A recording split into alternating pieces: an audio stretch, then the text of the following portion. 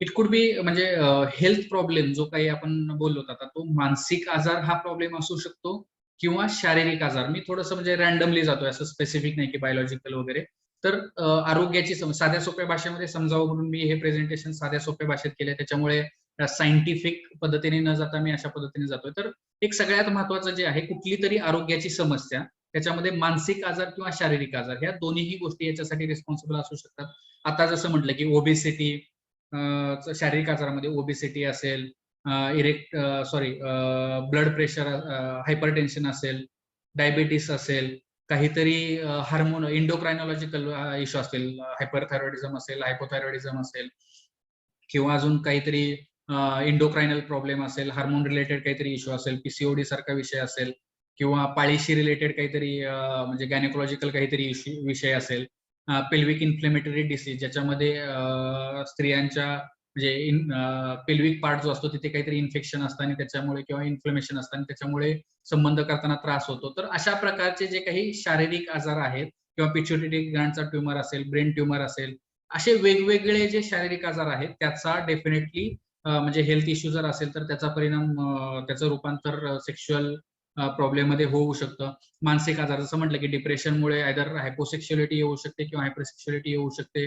किंवा अजून स्किझोफ्रेनियामध्ये इटसेल्फ जे मेडिकेशन्स आहेत किंवा स्किझोफ्रेनियाचा इटसेल्फ प्रकार आहे त्याच्यामुळे इच्छा कमी होऊ शकते, किंवा सेक्सच्या ज्या स्टेजेस आहेत म्हणजे डिझायरचा आहे किंवा अराउझल आहे, ऑर्गॅझम आहे किंवा रिफ्रॅक्टरी पिरियड आहे. रिफ्रॅक्टरी पिरियड जास्त महत्वाचं नाही, पण ह्या 3 स्टेजेस जे आहेत की डिझायर फेज, अराउझल फेज आणि ऑर्गॅझम, ह्या 3 ज्या फेज आहेत त्याच्यावरती ह्या मानसिक आजारामुळे आणि शारीरिक आजारामुळे डेफिनेटली परिणाम होतो आणि त्याच्यामुळे डेफिनेटली सेक्शुअल प्रॉब्लेम्स निर्माण होतात. मिसमॅच लिबिडो, मी जसं आता म्हटलं की जर 20-20 दिवस इच्छा होत नसेल तर हा मिसमॅच आहे दोघांमधला, काहीतरी सायकोलॉजिकल कन्फ्लिक्टमुळे असू शकतो किंवा वेगवेगळ्या कारणामुळे असू शकतो. हा मिसमॅच लिबिडोमुळे हे होऊ शकतं.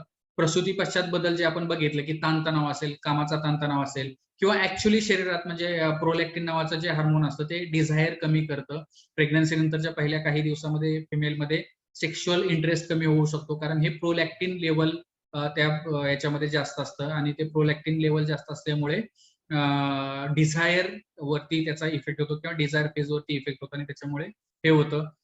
दिसण्यातील बदल म्हणजे प्रेग्नन्सी झाल्यानंतर स्वतःकडे बघण्याकडे की मी आता ओबेज, मी थोडस जाडी दिसायला लागले, ब्रेस्टमध्ये चेंजेस झालेत, किंवा एक ओव्हरऑल मी आता म्हणजे मुलीपासून माझं स्त्रीमध्ये रूपांतर झालंय असं कुणाला वाटू शकतं, किंवा मेलचा फिमेलकडे बघण्याचा जो दृष्टिकोन आहे किंवा बॉडी कडे बघण्याचा जो हे आहे त्याच्यामुळे मग थोडासा इंटरेस्ट कमी होणं मेल फिमेल त्या दोघांच्याही बाबतीत होऊ शकतं, किंवा थकवा आल्यामुळे. आणि मी जसं म्हटलं की हे जे हार्मोन्स आहे त्याच्यामधल्या बदलामुळे हे सगळं होऊ शकतं.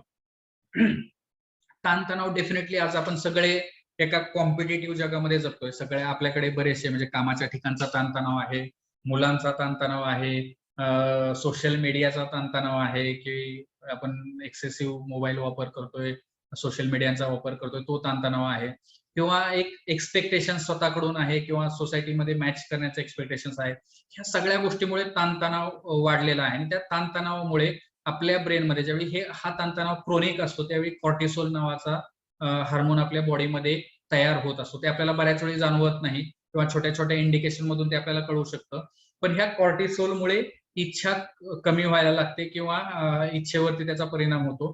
त्यासोबतच काही शारीरिक बदल होऊ शकतात आणि त्या शारीरिक बदलामुळे ह्या ताणतणावामुळे किंवा काही आपण शारीरिक आजार म्हणूयात की डायबेटीस असेल, ओबेसिटी असेल, हायपरटेन्शन असेल, तर हे प्रॉब्लेम ताणतणावामुळे वाढतात आणि त्याचा इनडायरेक्ट परिणाम परत मग ह्या ताणतणावाचा इनडायरेक्ट परिणाम आपल्या शारीरिक आजारात थ्रू सेक्शुअल लाईफ वरती होऊ शकतो. सुसंवादाची कमी हा एक खूप मोठा विषय आहे. मी आता जे म्हटलं की सेक्शुअल कम्युनिकेशन किंवा ऍटलिस्ट कम्युनिकेशन हा एक खूप महत्वाचा पार्ट आहे. दोघांमध्ये भांडणं असतील किंवा बोलणं कमी असेल किंवा बोलणं अटॅकिंग असेल किंवा अग्रेसिव्ह असेल तर त्याच्यामुळे सुसंवाद कमी होतो, त्याच्यामुळे सेक्शुअल याच्यामध्ये प्रॉब्लेम येतो. समोरच्या पार्टनर बद्दल जर नकारात्मक भावना असतील किंवा विचार असतील तर त्याच्यामुळे तो सुसंवाद कमी होऊ शकतो आणि त्याच्यामुळे सेक्शुअल प्रॉब्लेम येऊ शकतो. पॅसिव्ह अग्रेशन हे खूप म्हणजे बऱ्याच स्त्रियांना किंवा पुरुषांनाही इव्हन हे ओळखणं गरजेचं आहे की आपण जे दुसऱ्या गोष्टीचं अग्रेशन आहे ते आपण सेक्शुअल लाईफ मधून दाखवतोय का? म्हणजे सासूची काहीतरी चूक आहे म्हणून सासू माझ्याशी भांडली आणि मी किंवा आमच्या दोघांचं भांडण झालं आणि मी मिस्टरांना सांगितलं तर मिस्टरांनी मला सांगितलं की तू गप्प राहा. आणि मग अशा वेळी त्या मिस्टरांवरती जे ॲग्रेशन आहे ते मी बोलू शकत नाही किंवा रागवू शकत नाही. त्याच्यामुळे मग हे असं सेक्शुअल ॲक्टिव्हिटीतून किंवा मी आज त्यांना जवळच देऊ शकत नाही, येऊ देत नाही. किंवा आज मग मी त्यांना काय म्हणजे हे ज्यावेळी ते सेक्स करायला येतील त्यावेळी मी पॅसिव्ह राहते. आणि ह्या अशा प्रकारचं जर पॅसिव्ह ॲग्रेशन जर सेक्स मधून दिसत असेल तर डेफिनेटली हे सेक्शुअल प्रॉब्लेम्स पुढे वाढत जाऊ शकतात किंवा असे प्रॉब्लेम्स येऊ शकतात. पॉवर स्ट्रगल इथेही तेच की म्हणजे कोण डॉमिनंट आहे. असं नाही की बऱ्याच वेळी फक्त मेल डॉमिनंट दाखवण्याचा प्रयत्न करू शकतो. बऱ्याच वेळी फिमेल डॉमिनन्स हा पण नावाचा प्रकार असतो आणि त्याच्यामध्ये जर हे मला पाहिजे ते आणून दिलं तरच मी आज सेक्स करेन, नाही तर मी सेक्स करणार नाही. म्हणजे एक पॉवर किंवा ऑथॉरिटी जी आहे त्या कपलमध्ये ती जर आपल्याकडे ठेवण्यासाठी किंवा ते मिळवण्यासाठी पाहिजे ते मिळवण्यासाठी अशा प्रकारे किंवा पॉवर आपल्याकडे आहे दाखवण्यासाठी सेक्शुअल एक्सेसिव्ह सेक्शुअलचा वापर केला जाऊ शकतो किंवा मग त्याला पार्टनरला सेक्शुअली डिप्राईव्ह करून सुद्धा ते पॉवर दाखवण्याचा प्रयत्न केला जाऊ शकतो. फॉर एक्झाम्पल एक मेल आहे त्याला डॉमिनंट दाखवत असेल, समोरच्या फिमेलची इच्छा असो, फिमेल पार्टनरची इच्छा असो नसेल, मला वाटतंय म्हणजे सेक्शुअल व्हायला पाहिजे, म्हणजे मला पाहिजे त्यावेळी जर सेक्स केला तरच ह्या रिलेशनशिपमध्ये मी पॉवरफुल आहे.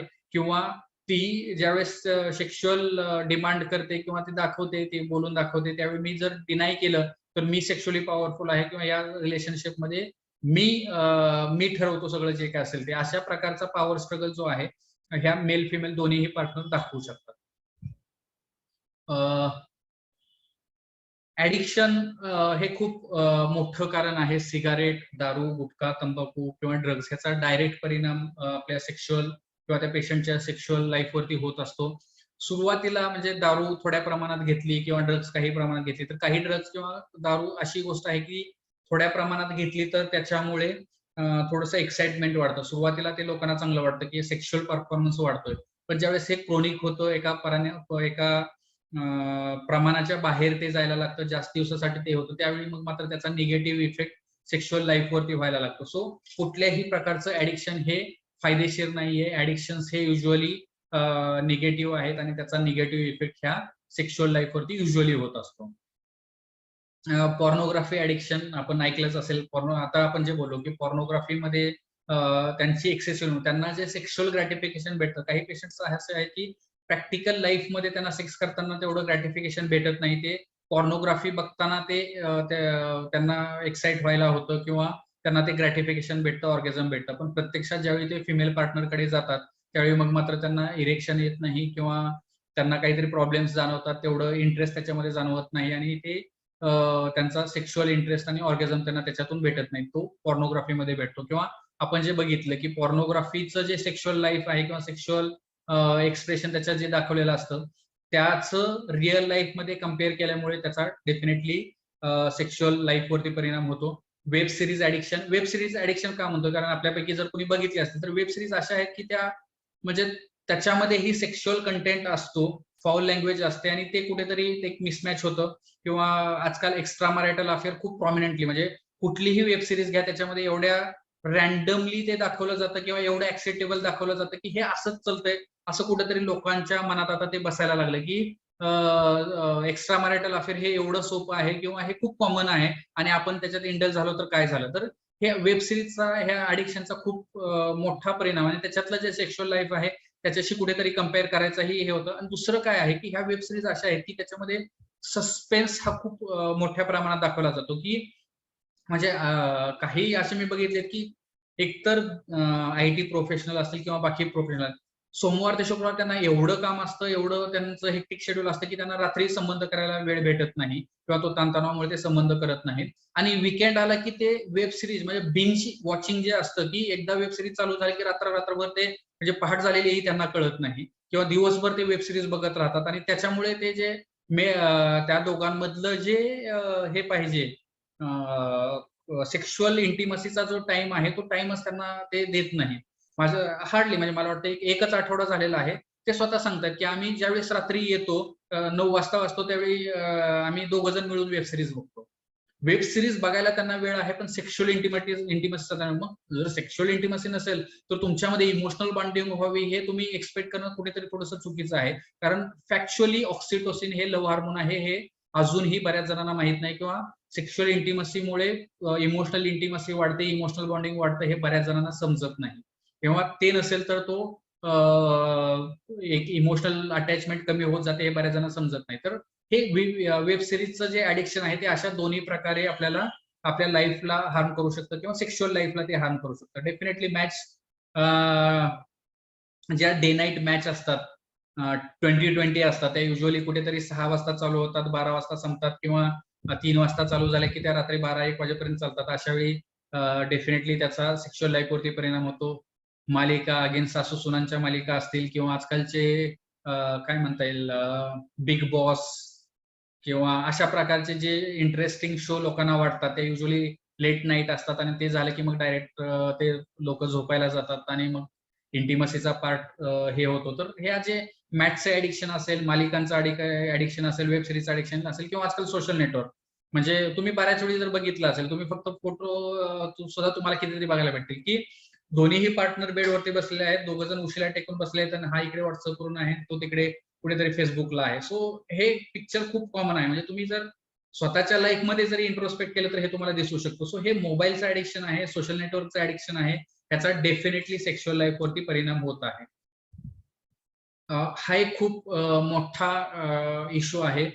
फक्त डिप्रेशनच नाही, म्हणजे सेक्शुअल जी माझ्याकडे बरेचसे जे पेशंट येतात त्यांचा जो डिझायरचा प्रॉब्लेम आहे, किंवा त्यांना वजायनिस्मसचा प्रॉब्लेम आहे, तर त्यांच्यामध्ये हा लैंगिक छळाचा जो इतिहास असतो, ज्याला आपण सेक्शुअल अब्यूज म्हणतो, लहानपणी असताना जर त्यांचा काही सेक्शुअल अब्यूज झाला, नॉट ओन्ली लहानपणी, कुठेतरी कामाच्या ठिकाणी काहीतरी, म्हणजे आपण जे कास्टिंग काउच जे मूवीज मध्ये असतं, किंवा रिअल लाईफ मध्ये हे अशा बऱ्याच वेळी होतं की ज्यांना फोर्सफुली त्यांच्यावरती सेक्शुअल त्याचं म्हणजे सेक्शुअल अब्यूज केला जातो. तर हे अशा प्रकारचं जर काही अब्यूजचा हिस्ट्री असेल, सेक्शुअल अब्यूज असेल, तर त्याच्यामुळे डेफिनेटली एक भीती, लाज, किंवा स्वतःविषयी नकारात्मक भावना, पोस्ट ट्रॉमॅटिक जो स्ट्रेस असतो तो, त्याच्यामुळे ते एक कुठेतरी मेंटल ट्रॉमा जो त्यांना बसलेला असतो, त्याच्यामुळे ते हे होत नाहीत. माझ्याकडे एक पेशंट आलेला होता की तिला असं वाटायचं की मी त्यावेळी त्या माणसासोबत, म्हणजे लहानपणी त्याने त्याला सिड्यूस केलं, 15 वर्षाची असताना तो वेगवेगळ्या पद्धतीचे त्याला आमिष दाखवायचा, हे करायचं, आणि बऱ्याच दिवस तिने सेक्शुअल हे ठेवलं. त्या एज मध्ये हे वाटणं स्वाभाविक होतं, किंवा ते एक जे हे होतं. पण आता त्याचा परिणाम म्हणजे मॅरेज झाल्यानंतर ती मेल पार्टनर सोबत सेक्स करायला हे होत नव्हती. तिने मेलला सगळी हिस्ट्री सांगितली, पण तिला असं म्हणणं होतं की माझं मन तयार होत नाहीये, माझ्या स्वतःबद्दल ते निगेटिव्ह मत आहे, आणि त्याच्यामुळे मला सेक्समध्ये प्रॉब्लेम येतोय, की इंटरेस्ट असला तरी त्यांच्यासोबत सेक्स करताना कुठेतरी मी त्यांना चीट करते, किंवा चीट करते म्हणण्यापेक्षा कुठेतरी त्यांना दगा दिलाय, म्हणजे झालेली गोष्ट आहे आणि मी त्यांना दगा दिलाय असं त्यांना कुठेतरी, तिला कुठेतरी वाटत होतं, आणि त्याच्यामुळे त्यांचं सेक्शुअल लाईफ म्हणजे 1.5 वर्ष झाल्यानंतर सुद्धा सेक्शुअल लाईफ मध्ये त्यांना प्रॉब्लेम्स येत होते. सो हे लैंगिक छळाचा इतिहास, तुम्ही काउन्सिलर आहात बऱ्याच जण किंवा होणार आहे, तर हा पार्ट पास्ट हिस्ट्रीमध्ये विचारायला डेफिनेटली विसरू नका. कारण डिप्रेशन असेल किंवा कुठल्याही मेंटल हेल्थ इश्यूज मध्ये, हा म्हणजे नॉट ओन्ली फॉर सेक्शुअल, तर कुठल्याही मेंटल इश्यू मध्ये पास्ट हिस्ट्रीमध्ये ही हिस्ट्री विचारणं खूप गरजेचं आहे. आयुष्यातल्या इतर गोष्टी, थकवा, काही आर्थिक समस्या असतील, वाढतं वय असेल, शारीरिक ठेवण असेल, ओबेस पेशंट जे असतात त्यांच्यामध्ये टिपिकली खूप हे येतं की मी अट्रॅक्टिव्ह दिसत नाही, स्पेसिफिकली जर फिमेल असेल, किंवा मी अट्रॅक्टिव्ह दिसत नाही, मी याच्यासारखी दिसत नाही, मी त्याच्यासारखी दिसत नाही, आणि त्याच्यामुळे मग ते समोरच्या पार्टनरला इच्छाच होणार नाही, किंवा त्याला वाटत नसेल म्हणून ते इन्व्हॉल्व्ह व्हायचा प्रयत्न करत नाहीत. ऍक्च्युअली शारीरिक ठेवणपेक्षा तुम्ही तिथे सेक्स करताना किती ऍक्टिव्ह आहात, तुम्ही किती ऍक्टिव्हली पार्टिसिपेट करताय, आणि किती समोरच्याला स्टिम्युलेट करू शकता, हे खूप महत्वाचं असतं. फक्त व्हिज्युअल नाही, तर व्हिज्युअल पेक्षा सगळ्यात महत्वाचा जो स्टिम्युल सेक्शुअल ऍक्ट दरम्यान असतो तो टचचा असतो. व्हिज्युअल, ऑडिटरी, किंवा म्हणजे ऑल्फॅक्टरी ह्याच्यापेक्षाही जो सगळ्यात महत्वाचा टच असतो तो टॅक्टाईल, जो इनपुट असतो तो टॅक्टाईल असतो. टॅक्टाईल इनपुट जर वाढत गेला तर, किंवा तो जर सॅटिस्फॅक्टरी असेल, तर डेफिनेटली म्हणजे स्टिम्युलेशन होतं, अराउजल फेज येते, आणि अराउजल फेज मधून ते ऑर्गॅझम पर्यंत न्यायला तुम्ही स्वतःही ऑर्गॅझम मध्ये जाऊ शकता आणि समोरच्या पार्टनरलाही ऑर्गॅझम मध्ये नेऊ शकता. आणि ते जर ऑर्गॅझम भेटायला लागलं, सतत सतत जर सेक्शुअल इंटरकोर्स होत राहिला, ऑर्गॅझम होत राहिलं, तर म्हणजे काही पार्टनर असे आहेत की त्यांचं पार्टनर ओबेज आहे पण ते सेक्शुअली खूप हॅपी आहेत. म्हणजे ते असे काही काही पेशंट असे म्हणतात की त्यांचा दिवसातून किंवा रात्रीतून 2-2 वेळा सेक्स होतो. म्हणजे पार्टनर एवढा ओबेज असूनही दोघेही, आणि त्या सेक्शुअल लाईफमध्ये ते म्हणतात की आमच्यामध्ये ते एक सेक्शुअल जी कंपॅटेबिलिटी आहे ती खूप जास्त आहे आणि आम्ही त्याच्यामुळे आमच्या लाईफमध्ये खूप किंवा आमचं बॉन्डिंग खूप चांगलं आहे. सो शारीरिक ठेवण किंवा कसं दिसतं हे फक्त याच्या विरुद्ध काही जे म्हणजे काही फिमेल माझ्याकडे येतात की त्यांचं ब्रेस्ट तेवढे वाढलेले नाहीयेत, तर मी समोरच्या पार्टनरला खुश करू शकेन का किंवा त्याला माझ्याबद्दल काय वाटेल. सो हे कुठेतरी एक गैरसमज आपल्या डोक्यामध्ये आहे, ते दूर करणं फिमेल पार्टनरने, मेल पार्टनरने दूर, किंवा मेल पार्टनरमध्ये मी माझी बॉडी तशी नाहीये किंवा मी खूप वीक दिसतो दिसायला, तर मग समोरच्या पार्टनरला मी आवडेल का? डेफिनेटली थोडंफार हे मॅटर करतं, पण तेच सगळं म्हणजे महत्वाचं नाहीये. तुमच्यामधला सेक्स मी जसं म्हटलं की जेवढा ऍक्टिव्हली तो होईल, जेवढं तुम्ही समोरच्या पार्टनरच्या सेक्शुअल अराउजलकडे, त्याला स्टिम्युलेट करण्याकडे, त्याला ऑर्गॅझमकडे नेण्याचा जेवढा तुम्ही प्रयत्न कराल, तेवढं त्या पार्टनरला चांगलं वाटेल आणि त्यात तेवढा तो सॅटिस्फॅक्टरी तो सेक्स ठरणार आहे आणि त्याच्यातून तुमचं बॉन्डिंग वाढणार आहे आणि डेफिनेटली सेक्शुअल लाईफ एनहान्स होणार आहे. सो ही जी शारीरिक ठेवण आहे त्याच्याबद्दल डेफिनेटली कुठेतरी मनातून कारण आपल्याकडे जसं मी म्हटलं की पॉर्न मूव्ही असेल किंवा आपले रेग्युलर हिंदी मूव्ही असेल, तर त्याच्यामध्ये पुरुष कशी पाहिजे आणि स्त्री कशी दिसायला पाहिजे याचं म्हणजे एक साचा ठरवून ठेवलेला आहे की स्त्री म्हणजे काय, तर 36, 24, 36 किंवा ब्रेस्ट एंडला म्हणजे मोठे असतील किंवा कंबर छोटी असेल किंवा हिप्स हे असतील किंवा दिसायला गोरीच असेल, तर किंवा पुरुषांच्या बाबतीत मग सिक्स पॅक ऍब्स पाहिजे, बॉडी अशी पिळदार पाहिजे, किंवा हे असे काही जे एक साचा ठरवून दिलेला आहे, तो त्या साच्याच्या बाहेर कुठेतरी निघणं महत्वाचं आहे. आणि हे सोल म्हणजे पार्ट नाही की जो सेक्स लाईफ डिसाईड करू शकतो. सो जर तुम्हाला जमत असेल तर डेफिनेटली तुम्ही म्हणजे तसा ते म्हणजे तुम्ही बॉडी मिळवायची प्रयत्न करू शकता किंवा एक्सरसाइज करू शकता, जिमला जाऊ शकता. प्रयत्न पण त्याच्यावरतीच सगळं डिपेंड आहे असं नाहीये. दुसरं जे आहे ते तुम्ही स्वतःला जर ऍक्सेप्ट नाही केलं आहे तसं, तर समोरचा पार्टनर, तुम्ही जर समोरच्या पार्टनरकडे ते सारखं बोलून दाखवत असाल, तर कुठेतरी त्याचाही तुमच्याकडे बघण्याचा एक जो तो दृष्टिकोन असतो तो चेंज व्हायला लागतो आणि त्याच्याप्रमाणे हे होऊ शकतो. सो रादर दॅन तुमच्या शारीरिक ठेवणकडे बघण्यापेक्षा, जर ते इम्प्रूव्ह होत असेल तर ठीक, नसेल इम्प्रूव्ह होत असेल तर तुम्ही डेफिनेटली सेक्शुअल जी इंटिमसी आहे ती कशी बिल्डअप करता येईल, रिलेशनशिप कसं रोमॅन्टिक करता येईल किंवा दोघांनाही समोरच्या व्यक्तीला कसं जास्त प्लेजर देता येईल, हे जर तुम्ही बघायचा प्रयत्न केला तर डेफिनेटली हे शारीरिक ठेवण त्याच्यामध्ये जास्त मॅटर करणार नाही. व्यायामाची कमतरता, बरं जर आपलं जे लाईफ झालेलं आहे ते खूप म्हणजे शारीरिक हालचाल कमी झाली, बसून काम वाढलेलं आहे किंवा आपल्याला टाइम 1-1 तास 2-2 तास आपण सोशल मीडियावरती टाइम देतोय, पण आपल्या स्वतःच्या बॉडीकडे, स्वतःच्या म्हणजे एक्सरसाइज करत नाहीये, आपण त्याच्याकडे लक्ष देत नाहीये. आपले एक-एक आजार वाढत चाललेले आहेत. सो हे व्यायामाची कमतरता हे एक खूप महत्वाची गोष्ट आहे. डेली जर तुम्ही 45 मिनिट, आठवड्यातून 5 दिवस जरी केलं की 45 मिनिट काहीतरी व्यायाम केला, तर तुमच्या ओव्हरऑल म्हणजे जॉगिंग केलं, रनिंग केलं किंवा अजून जे तुमचे हार्ट रेट वाढवतील, तुमचं ब्लड प्रेशर थोड्या वेळासाठी वाढेल किंवा तुमचं ब्लड सर्क्युलेशन बेसिकली वाढेल. ब्लड सर्क्युलेशन जर ओव्हरऑल वाढलं, तुमचं ब्लड प्रेशर कंट्रोलमध्ये राहिलं, तुमचा हार्ट रेट कंट्रोलमध्ये राहिला, तुमचं एक्सरसाइजमुळे ओबेसिटी कमी झाली, डायबेटीस कंट्रोलमध्ये राहिला, तर त्याच्यामुळे त्या ज्या वेसल्स आहेत, ब्लड वेसल्स आहेत किंवा ज्या नसा आहेत, त्या नसांमध्ये जो परिणाम याच्यामुळे होतोय आणि त्याच्यामुळे सेक्शुअल प्रॉब्लेम येतात, ते डेफिनेटली सॉल्व्ह होऊ शकतात किंवा ते नॉर्मल होऊ शकतात किंवा हे सेक्शुअल इश्यू कमी होऊ शकतात. मनोविकार, व्यसनमुक्ती, लैंगिक समस्या यावर तज्ज्ञ डॉक्टरांकडून खात्रीशीर उपचार. Mind care hospital for mental and sexual health, Ratnagiri, Chiplun, Khed, Lanja, Rajapur आणि नवी मुंबई इथे सेवा उपलब्ध. संपर्क 830 878 4422.